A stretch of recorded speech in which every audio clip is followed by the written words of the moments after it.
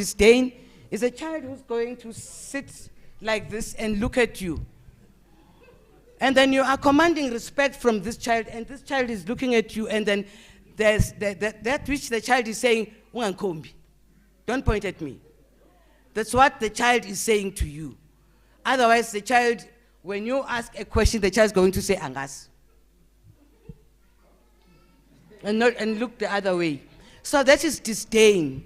That is disrespect, right? And now, if the child is not obedient, showing obedience when with other kids, showing obedience when in the absence of other people,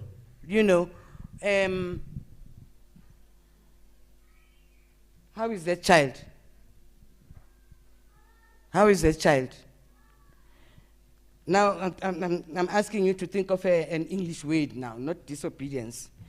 It's unruly. Right, ne? Right. That is recalcitrant.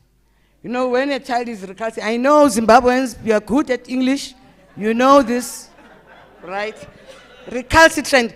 Or the easy one is doggedness. Doggedness. Sean, am I right? That is obedient. If a child shows dogged, a dog does what it likes, irrespective of. I'm not talking about the trained ones. Now, that is recalcitrant. And if a child is not reverent, or if a parent or an adult is not reverent,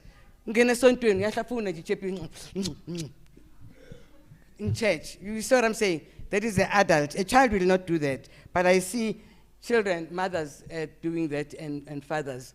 Right? Reverence. If you don't show reverence. I always spoke about Ubabum Temp from Zola Church, where I come from. I always talk about him. He was from Zim. I don't know how he became Mtembu in South Africa, but he was in Mngube. Right. But Elder Mtembu, he used to be like Busani, being given the role of head elder, or head Pichikon. He would scream and shout outside, kids, and the kids would run scared, and then he comes in. There's nothing wrong in that. Now, what he was doing, he was being reverent in the house of the Lord, right?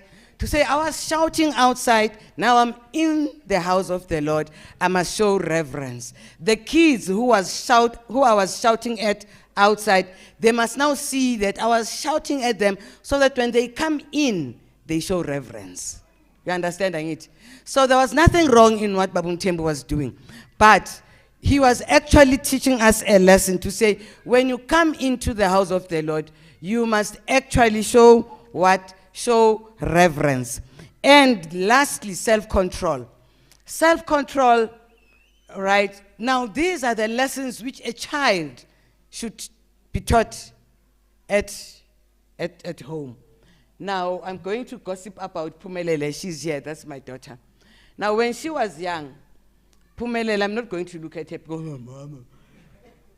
When she was young, I would say, eat. You can't chew forever, Pumelele. When a child opens his mouth but doesn't swallow. And then when you say, I can open until there's no space anymore. And then I say she was able to control herself in the face of adversity. You see that? Because she didn't want to show me something else. Do you understand what I'm saying? Now, she would open the mouth because she was obedient, fill up her mouth, but one thing which she thought I didn't know, she didn't want to swallow. But she didn't want to show me that she's disrespectful. She didn't know the word disrespect, but she knew the word self-control. And she did not vomit the food. She would fill it in until I was feeling sorry for her. Now, the opposite of that when Pumelele at that time couldn't hold the food anymore, what was going to happen? The control was going to be let go. And when you are let go of self-control, it means you no longer have restraint. It means you are unstrained. Nothing, you understand what I'm saying?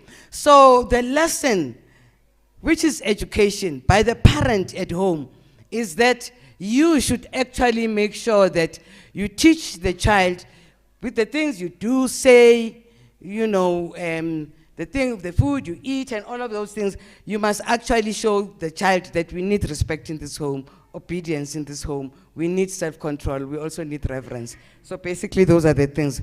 And then also, Ellen White, she describes true education. Now we're moving to true education now.